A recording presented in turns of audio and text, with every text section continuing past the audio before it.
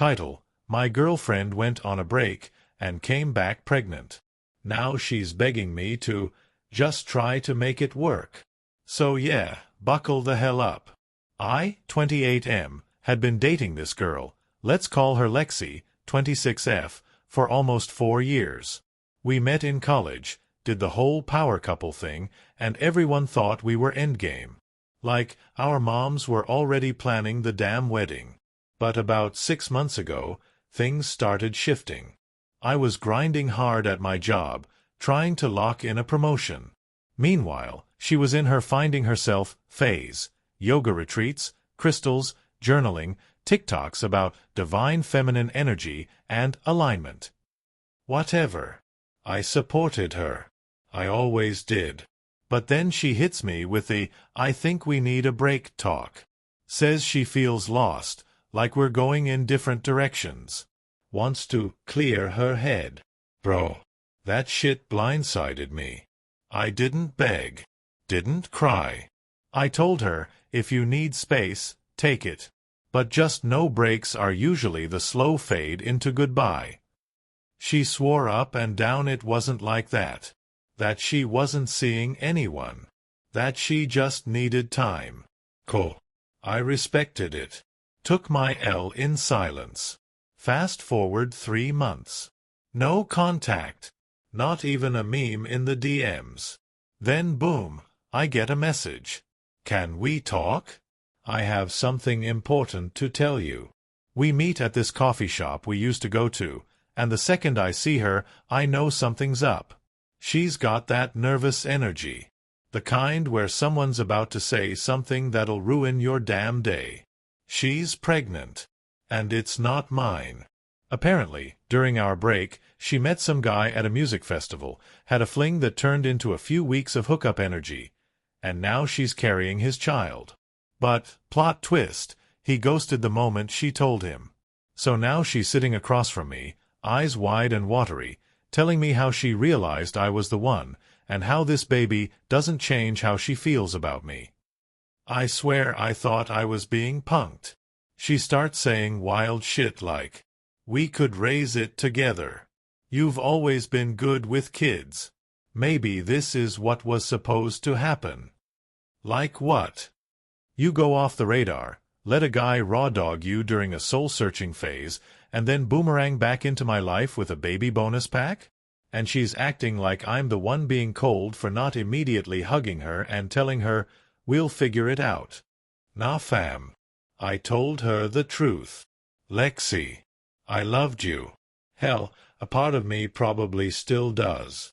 But I'm not your emotional support rebound. I'm not gonna play house with someone else's kid while pretending it's ours. That's not my fairy tale. That's not my ending. She stormed out. Her friends started blowing up my phone, calling me heartless, saying I abandoned her in her darkest hour. Then, I didn't abandon shit. I just refused to adopt the consequences of someone else's decisions. Now I'm just sitting here, staring at my phone, wondering how I ever got so close to building a future with someone who had so little respect for mine. Reddit, AITA for walking away from this mess instead of stepping up? Because my heart says I did the right thing. But my mind's still spinning. So here's the F*** ed part. 2 weeks after that fight, she hits me up at like 2 a.m. No, hey, no, sorry, just straight up. You awake? Bro, I should have left her on read. But y'all know how it is. 2 a.m. texts from your ex hit like a damn spell. I replied. ing replied. She goes, can we talk? I've been thinking a lot. I said, about what? And she drops this bomb. I think I made a mistake. I miss you. I didn't know what I had until I lost it. I'm just sitting there like, girl, you had it. You had all of it, and threw it out like last week's trash. Now you wanna reheat it and act like it's gourmet? But instead of popping off, I said, I don't think you miss me. You miss the version of me that tolerated your bull's star. Dead silence for like 3 minutes. Then, "You've changed." No SHT. That's the F asterisk asterisk ing point. Then she starts love-bombing, saying she's been going to therapy, cap, that she cut off the guy, def cap, and that she finally sees how toxic she was, only took a full-blown relationship nuke, huh? I tell her straight. Even if you're telling the truth, I'm not the guy you get to circle back to. I'm not your safety net. She calls me cold. Nah, I'm just done being your emotional support dog when your real boyfriend stops texting. Fast forward a week. She's back with that dude again, posting the same filtered couple selfies with the same F asterisk asterisk asterisk ing captions like it's deja vu. My whole world. I screenshot that SH asterisk T and sent it to my boys with, "My whole world must be a merry-go-round." And that's when it hit me. I wasn't heartbroken anymore. I wasn't mad. I was just free. Sometimes the best closure is realizing you dodged a whole circus. So I walked into our apartment and instantly knew something was off. You know how sometimes the air just feels wrong? Not like something happened exactly, but like something's about to happen and your gut picks up on it before your brain does? Yeah, that. I dropped my bag, kicked off my shoes, and called out, "Babe? You home?" Silence.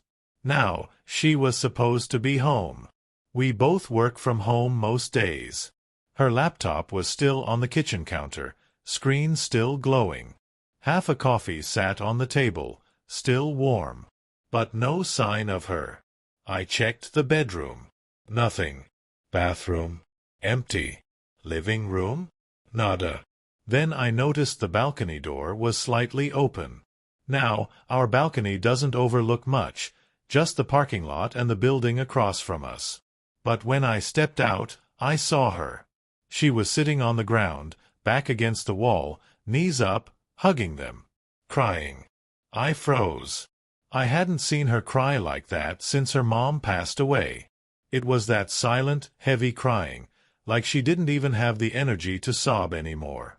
Just these deep, quiet, breathless gasps, tears running down her face like a leak she couldn't plug. I walked over, knelt next to her, and said nothing. She turned to me, red-eyed, and whispered, "I need to tell you something. But you're not gonna want to hear it." My chest tightened. Everything in me screamed run, brace, deny, protect. But I just sat there and said, "Tell me." And what she told me shattered everything I thought I knew about us. She said she'd kissed someone. Just a kiss. One of her co-workers. After drinks. She said she instantly regretted it, ran out, and hadn't been able to sleep or look me in the eye since. Now, I know what you're thinking. It was just a kiss? Boo freakin' who, cry me a river. But here's the thing. It wasn't just the kiss. It was the years we spent building trust. The nights we stayed up talking about our future. The time I sat by her side while she was going through hell with her anxiety. The moments when I thought, yeah, this is my person. This is it. And now, suddenly, she wasn't. Not because of the kiss, but because of the choice. The second she let someone else be that close. The second she let us become something that could be doubted. I didn't yell. I didn't cry. I just sat there, processing. After a minute I said, "Why'd you tell me?" She said, "Because I couldn't keep lying. And because you deserve to know." I didn't know whether to respect her more for her honesty or resent her more for her betrayal. She asked me if I hated her. I said, "No. But I don't know if I still love you either." And the scary part? I meant it. I packed a bag and left that night. Crashed at my buddy Nate's place. Haven't been back yet. It's been 3 days. No texts. No calls. Just silence. And honestly, I don't know what comes next. But I know this. Sometimes it's not the betrayal itself that breaks you. It's realizing the person you trusted the most is capable of doing it. So after Lexi dipped out like a storm-hit boat, her squad started flooding my phone like I was the villain in some bad rom-com. How could you leave her now? She's going through trauma. You owe her support. Yeah, the classic guilt trip 101. But here's the kicker. Nobody was asking how I was doing. Nobody cared about the 4 years I put in, the nights I stayed awake talking her through panic attacks, or the fact that I left my comfort zone and dignity at the doorstep to support her when she was spiraling. Nope. To them, I was just the ex who didn't man up. I muted them all. Days turned into weeks. I went full ghost mode. No socials, no replies, no checking in. I had to protect my mental health. Because, honestly, I was a walking bag of bruised pride and bruised heart. And here's where the story twists again. One night, about a month after that coffee shop showdown, I'm lying in Nate's couch, scrolling aimlessly through my phone, when I get a text from an unknown number. It's Lexi. It says, "Can we talk? I'm scared." My first thought? Nope. Hard pass. But then something twisted in me. Maybe it was the residue of what we had, or maybe I'm just a sucker for drama. I texted back, "What now?" Her reply, "I'm miscarrying." Shit hit different. I sat there for a solid minute, just staring at the screen. See, that wasn't some manipulative woe is me tactic. She was genuinely hurting. And maybe, just maybe, for the first time, I felt something like compassion, not anger. We met again, this time at the hospital. She looked fragile, lost in a way I hadn't seen before. No pretenses. No divine feminine energy nonsense. Just a scared girl facing a loss. I stayed with her through the wait, held her hand when the nurse delivered the news. We didn't speak much, but somehow the silence wasn't heavy. When she left, she turned and whispered, "Thank you." And I realized, maybe this was the closure I didn't know I needed. Since then, no texts, no calls. Just peace. I don't know if we're done forever or if we'll find some new version of us down the road. But for now, I'm learning that sometimes love isn't about holding on. Sometimes it's about letting go and surviving the heartbreak in between. So yeah, Reddit, that's my mess. TLDR, long-term relationship crashed after a kiss and a break. Girl got pregnant with someone else's kid, then miscarried. I ghosted, got hated on, but ended up being there when it counted. Not sure if love means forever, but it's definitely about respect and survival. So after that hospital night, I thought maybe, just maybe, I could start piecing myself back together. But nah, life's a savage teacher, and the lesson wasn't over yet. First off, the friends who blasted me for abandoning Lexi? Yeah, they turned out to be more drama than loyalty. Word spread that I didn't care about her miscarriage, a damn lie, and suddenly I'm the bad guy in everyone's story. One of her friends even slid into my DMs like, "You're cruel for not being there. Real men don't bail." I didn't respond. Blocked. Deleted. Moved on. But here's the thing. When you invest years in someone and get burned this badly, it's hard not to second-guess your judgment.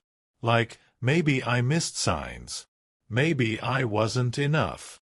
Maybe I was blind. So I started therapy. Yeah, real talk. I swallowed my pride and did it. It helped. I unpacked all the pain, the anger, the betrayal, and yeah, the lingering love that refused to die quietly. Therapy made me realize something important. People come into your life for seasons, not always for forever. Some teach you about trust. Others teach you about heartbreak. Some just show you your own damn strength. And Lexi, she was all of those. But here's the kicker. While I was healing, I started focusing on me. Like really focusing. I picked up old hobbies I'd shelved, started training Muay Thai again, which was a brutal but needed outlet. Got back into reading, fiction, not just self-help for once. Reconnected with friends who actually had my back, not just talk behind mine. Work. I went beast mode. Locked down that promotion I'd been chasing when things started falling apart with Lexi. It felt damn good to prove to myself I wasn't defined by this heartbreak. And guess what? Life kept moving. I'm not gonna lie, I still have nights where I catch myself staring at my phone, hoping for a text from her. But then I remind myself what I told her back at the coffee shop. I'm not your emotional support rebound. That line? It saved me more times than I can count. So yeah, maybe someday we'll cross paths again. Maybe not. But right now, I'm writing my own damn story. And it doesn't need a broken chapter to define it. Bet. Here's the juicy part about jumping back into the dating pool after that emotional tornado. So, after a solid month of therapy, Muay Thai ass-kickings, and binge-reading fantasy novels like a maniac, I finally decided, alright, let's see what's out there. Spoiler alert, it's a jungle out here. I dusted off my dating apps, Tinder, Bumble, Hinge, you name it. And holy hell, scrolling through those profiles felt like speed dating with a pack of wild dogs. First message I sent? Looking for someone who won't ghost me after a few drinks. Yeah, I wasn't beating around the bush anymore. The first few dates were meh. Like, you know when you meet someone and you're just nodding along, trying to stay awake while they drone on about their dog's Instagram? Yeah, that. But then I met Mia. Mia, 27F, was different. No crystals, no TikToks about alignment. Just a bartender with a wicked sense of humor and a penchant for sarcastic comebacks. We clicked instantly, like actual laughter and not the polite kind. First date, we got into this heated debate about the best pizza topping. Spoiler, it's pepperoni, fight me. She called me out when I tried to flex about my Muay Thai training, and I loved that she wasn't impressed by my 4 years of relationship experience. It was refreshing. We started texting non-stop. No pressure, no heavy talks about the future. Just vibing. But here's where it got tricky. Every time my phone buzzed with a message from Mia, part of me flinched. Like, what if I'm just jumping from one maybe to another disaster? What if I'm setting myself up for another Lexi-level heartbreak? I had to sit with that fear, stare it down, and tell it to shove off. Because the truth is, healing isn't linear. It's messy. It's 2 steps forward, 1 step back. But you don't get to a better place by staying stuck in the rubble. So yeah, I'm still figuring it out. Mia might be the next chapter or just a footnote. Doesn't matter. What matters is that I'm here. I'm trying. I'm living. And for once, that feels pretty damn good. Alright, buckle up for some of the wildest texts from Mia that had me laughing so hard I nearly snorted my coffee. So, picture this, first week of texting, and she hits me with, if you were a pizza topping, you'd be extra cheese.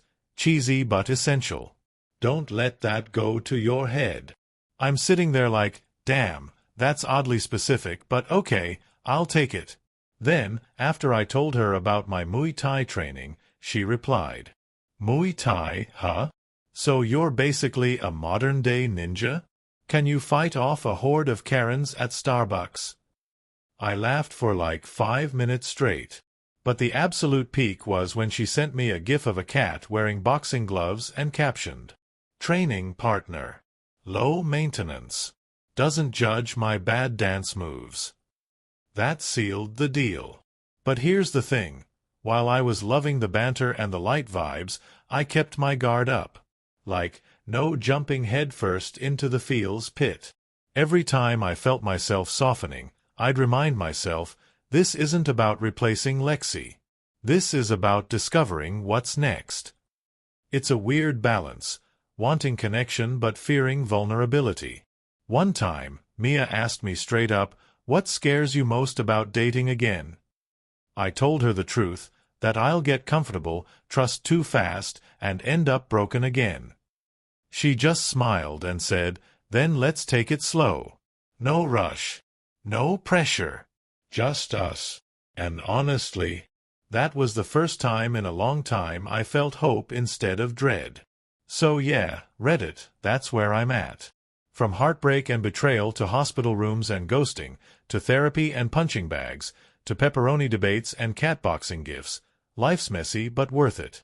And if there's one takeaway, don't let the past define your future. Keep your heart bruised but open. Because sometimes the best stories come after the worst chapters. Let me tell you about that first real date with Mia, the one where I realized maybe, just maybe, I was ready to stop running from the past and start living again.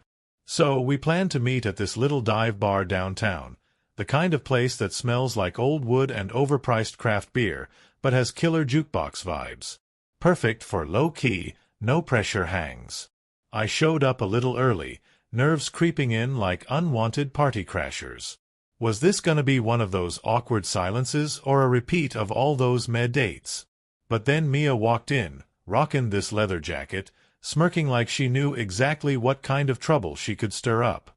We grabbed a booth, ordered some beers, and instantly started riffing off each other's terrible music tastes and ridiculous life stories. At one point, I told her about Lexi, just a little, enough to explain why I was cautious about this whole dating thing again. Mia didn't freak out or try to psychoanalyze me. She just nodded, took a sip of her beer, and said, "You're allowed to carry scars, but you don't have to wear them like armor forever." Man, that hit different. Later, the jukebox blared this old school jam. You know, the one that makes everyone want to dance like they forgot how to adult? Without thinking, Mia grabbed my hand and pulled me to the floor. I was rusty. Like, 2 left feet level rusty. But she laughed at my terrible moves, and instead of embarrassment, I felt this warmth. Not the "I'm desperate for love" kind, but the "I'm alive and present" kind. We danced like idiots for a solid 10 minutes. No cares, no past ghosts, just the two of us. When the night ended, I walked her to her car, and she turned to me with that trademark smirk and said, "Not bad for a guy who's been out of the game." I smiled, and for the first time in a long time, I believed her. All right, let's spill the tea on the toxic friend drama and how I finally cut that circus loose. So, right after I started seeing Mia, and before I even told most people, Lexi's friends decided I was public enemy number 1.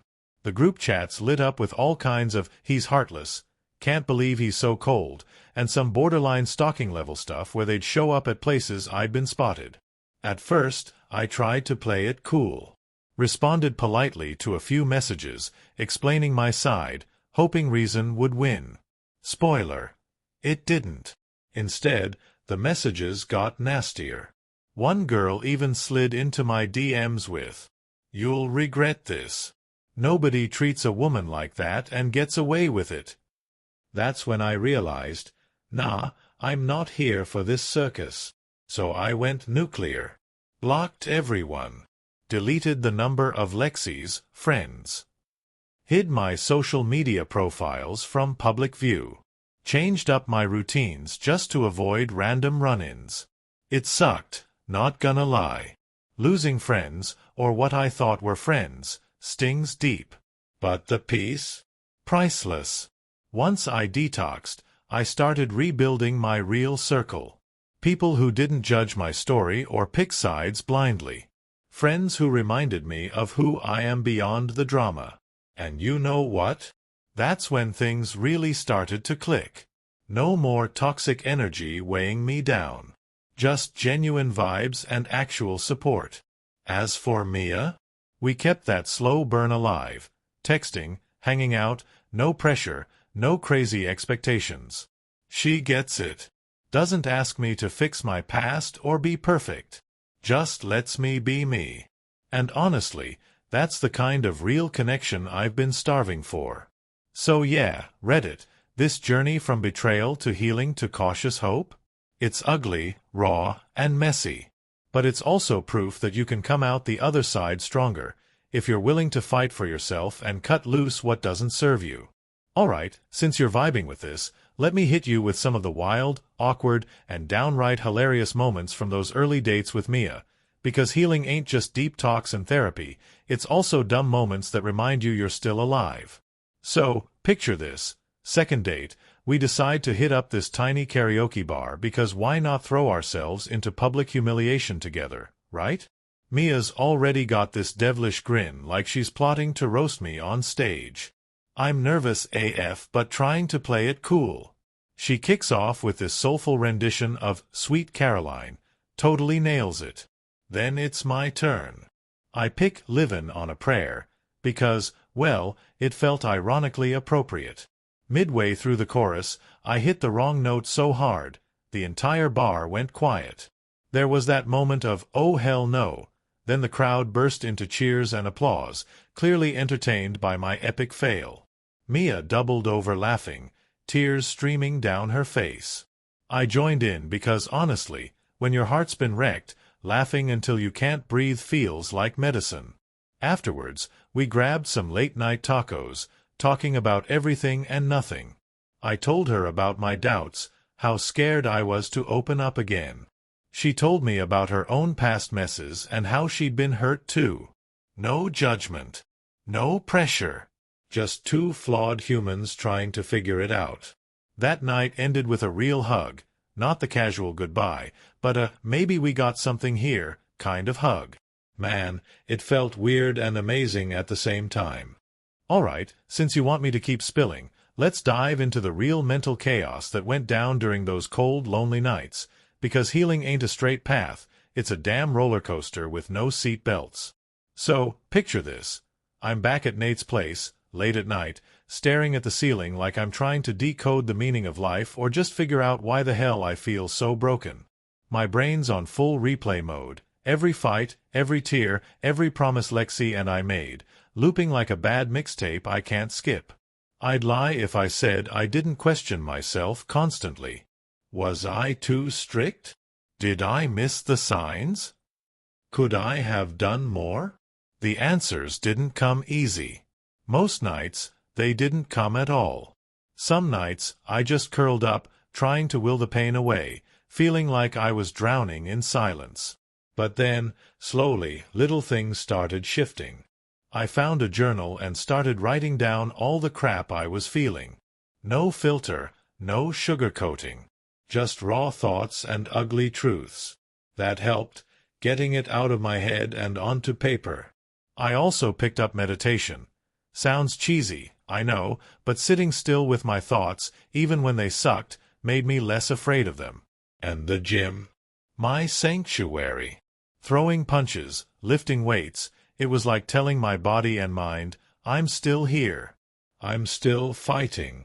Therapy gave me tools, but these small rituals kept me grounded day to day. And when Mia showed up with her sarcasm and lightness, it was like a much-needed splash of sunlight breaking through months of clouds. It wasn't magic or instant fix. It was messy, slow, and sometimes painful. But it was progress. Let me break down some real no-BS tips that helped me claw my way out of that mental pit, therapy nuggets and meditation hacks that actually stuck, no fluff. 1. Name the beast. Whenever I got hit with a wave of anxiety or anger, I started calling it out. Like, oh hey anxiety, you're here again. Sounds dumb, but giving your feelings a name puts a little distance between you and the chaos. It's not you losing control, it's just anxiety crashing the party. 2. The 5-4-3-2-1 grounding trick. Whenever my brain went into holy hell mode, I'd force myself to focus on 5 things I could see, 4 things I could touch, 3 things I could hear, 2 things I could smell, and 1 thing I could taste. It sounds like some hippie mindfulness BS, but damn if it didn't yank me back from spiraling. 3. Journaling without judgment. I didn't write pretty or try to make sense. I just dumped all the raw, ugly feelings onto the page. Later, I'd read it and realize how much clearer my head was. Pro tip: don't share those pages unless you want a reality check. 4. Set micro goals. Some days getting out of bed was a win. Other days, I aimed for small shit, brush teeth, make coffee, do one set of push-ups. It helped me rebuild momentum instead of trying to fix everything at once. 5. Meditation apps are your friends. I used apps like Headspace and Calm. Even 5 minutes of guided breathing helped slow my racing thoughts when I felt trapped inside my head. 6. Physical outlet is non-negotiable.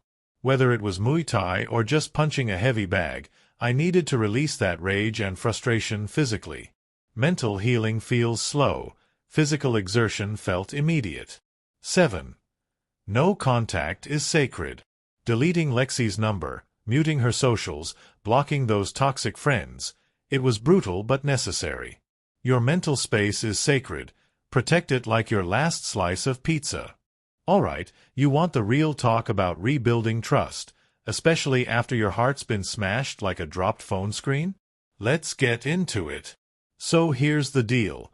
Trusting again after a betrayal like that? Feels like trying to walk barefoot through broken glass. Every step stings, and you're scared you'll never get comfortable again. At first, I was hyper-guarded. Like, if Mia didn't reply within 5 minutes, my brain hit DEFCON 1. I'd obsess over every text, analyze every word, every emoji, looking for hidden meanings or red flags. Spoiler alert. 99% of that was anxiety messing with me. But then I realized something crucial. If I kept living in that paranoid zone, I was gonna sabotage whatever chance I had at happiness before it even started. So I made a pact with myself. Trust takes time. You don't owe anyone your full heart immediately. Take the time you need. That mindset helped me chill on the what-ifs and focus on the now, the actual moments I had with Mia, not the endless mental movie I was playing. I started setting small boundaries. I didn't answer texts right away every time, respecting my own space. I told Mia honestly when I felt nervous about things instead of bottling it up. I reminded myself to celebrate progress, not perfection. Even a simple, "we had a good date," was a win. And you know what? Mia respected that. She never pushed me to move faster or opened old wounds. She just showed up consistently, the real MVP move. That consistency? It was like tiny trust deposits building up over time. Eventually, the paranoia started fading. I could enjoy moments without my brain running a full FBI investigation on every detail. But don't get me wrong, the urge to check her socials or reach out at 3 a.m. Oh man, that was a beast. I had to get ruthless with myself. Deleted the apps that made it easy to stalk. Set a hard, no texting past midnight rule for myself. Distracted myself with dumb shows, late-night workouts, or writing in my journal. The cravings never fully disappeared overnight, but they got quieter. And each time I resisted, I felt a little stronger. Alright, buckle up. Here's how those awkward opening up convos with Mia went down, and how I realized I was actually falling again, even when I swore I wouldn't. So one night, we were chilling on her couch after a dumb action movie marathon. She picked, because apparently I'm bad at choosing movies. The credits rolled, and there was this heavy silence, like the calm before a thunderstorm. Mia looked over and said, "You've been kinda quiet tonight. What's on your mind?" My gut wanted to deflect with some joke or change the subject, but I caught myself and said, "Honestly? I'm scared. Scared of getting hurt again." She nodded, didn't judge or say some cheesy line like, "It'll be okay." Just said, "Thanks for telling me. That takes guts." That moment was huge. I realized I could be vulnerable without being shattered. From there, we started these deep, messy talks about fears, past scars, and what we actually want, no filters.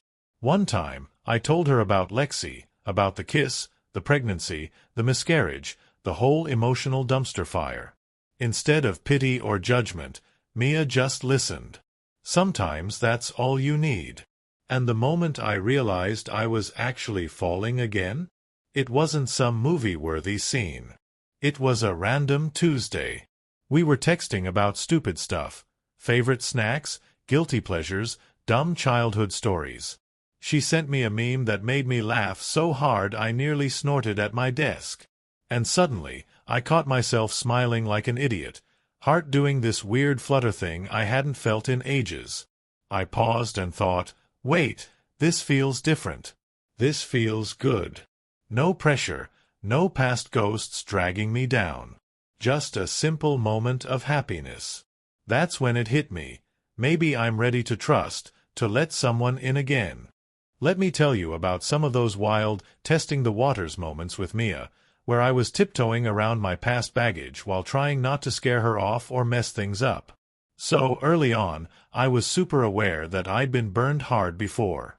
I didn't want to jump in all guns blazing, but sometimes old habits die hard. One night, we were texting late, nothing serious, just memes and dumb banter. Then out of nowhere, I slipped in.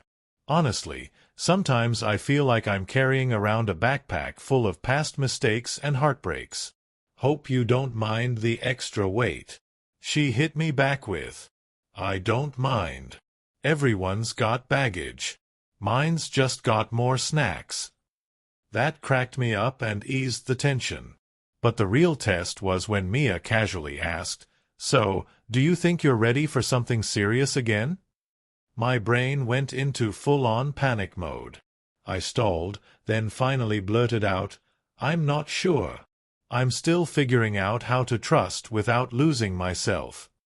She just smiled and said, that's fair. Let's just see where this goes. That, let's see, saved me from feeling pressured to define things too soon. Then there was the time I accidentally triggered my jealousy alarm. Mia mentioned an ex who'd tried to come back into her life, and my gut clenched hard. I caught myself getting defensive, then quickly sent, sorry if I'm being a bit much. Just old wounds flaring up. Not about you. She replied, hey, thanks for being honest. Jealousy's natural. We can work through it.